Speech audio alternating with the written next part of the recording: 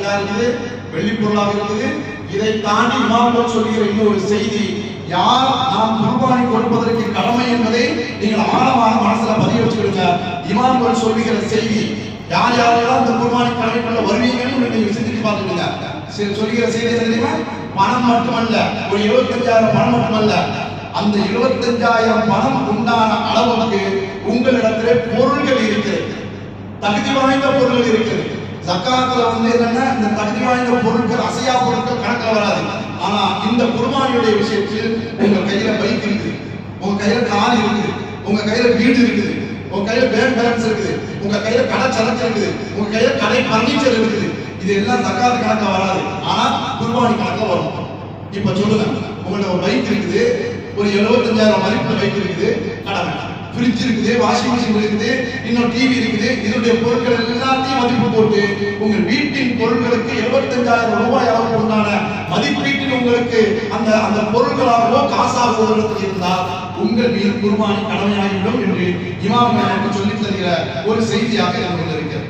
எனவே ஜக்காத்து, அதாவது குர்பானி யாருக்கு கடமை, குர்பானி எப்படி கொடுக்க வேண்டும், குர்பானி எந்த பிராணியை கொடுப்பது சிறந்தது என்பது போன்ற செய்திகள் எல்லாம் இந்த நேரத்தில் நான் உங்களுக்கு மனதில் ஆழமாக பதிய வேண்டும் என்பதற்காக வேண்டி ஹதீஸின் ஆதாரத்தோடும் மார்க்க சட்ட இமாம்களுடைய வழிகாட்டுதலோடும் சில செய்திகளை உங்களுக்கு சொல்லித் தந்திருக்கிறேன். எல்லாவற்றிற்கும் இறுதியாக ஒரு 2 செய்தியை நான் சொல்வேன். அன்புக்குரியவர்களே, பெருமானார் ஸல்லல்லாஹு அலைஹி வஸல்லம் சொன்னார்கள், சம்மினு லஹாயாக்கும் வலசிலாத்தி மதாயாக்கும், நீங்கள் உங்களுடைய ஆட்டு குர்பானி பிராணியை கொளுத்ததாக கொடுங்கள், அது நாளை மறுமையின் ஸிராத்துல் முஸ்தகீம் பார்க்கும் வாகனம் என்று உங்களுக்கு சொன்னேன் அல்லவா. இது நமக்கு ஒரு செய்தி இருக்கிறது. பார்க்கிற குர்பானி பிராணியை வத்தலும் தொத்தலுமாக பார்க்காமல், நாம ஒரு பைக் வாங்குறோம், ஒரு கார் வாங்குறோம், ஒரு ஃப்ரிட்ஜ் வாங்குறோம், எந்த பொருள் வாங்கினாலும் அதனுடைய தரம் என்ன, இதில் நமக்கு எந்த அளவுக்கு யூஸ் ஆகும், பயன்படும் நம்ம பார்க்கலாம் இல்லையா. மறுமையுடைய வாகனமாக இருக்கக்கூடிய அந்த குர்பானியை நாம் எந்த அளவுக்கு யோசிக்கணும், நாம் அதனுடைய தரத்தை எந்த அளவுக்கு மேம்படுத்தணும், இதை நம்முடைய கவனத்தில் வைக்கணும். இன்னொரு செய்தி, இறுதியாக சொல்லுகிற செய்தி, எல்லாவற்றுக்கும் முத்தாய்ப்பாக அல்லாஹ் சொல்லுகிற செய்தி, லன் யனாலல்லாஹு லுஹூமுஹா வலா திமாவுஹா வலாக்கின் யனாலுஹு தக்வா மின்கும். நன்றாக விளங்கிக் கொள்ளுங்கள். குர்ஆன் சொல்லுகிற செய்தி, நீங்கள் நன்றாக விளங்கிக் கொள்ளுங்கள். நீங்கள் குர்பானி கொடுக்கிற ஆட்டினுடைய இறைச்சியோ அதனுடைய இரத்தங்களோ இறைவனை சென்று அடைவது கிடையாது.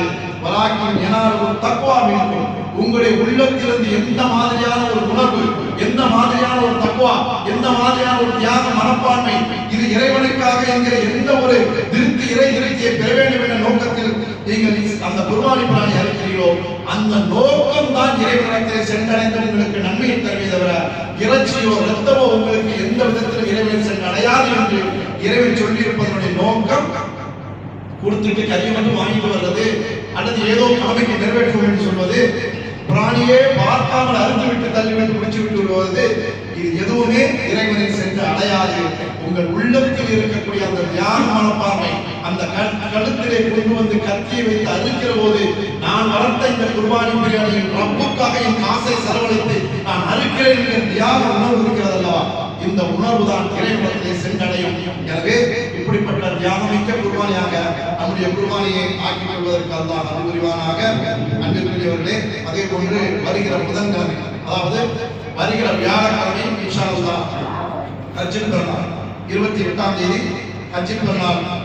அதனுடைய தொழுகை நம்முடைய பள்ளிவாசலிலே பெருநாள் தொழுகை காலை சரியாக 8 மணிக்கு இன்ஷா அல்லாஹ் பெருநாள் தொழுகை நடைபெறும்.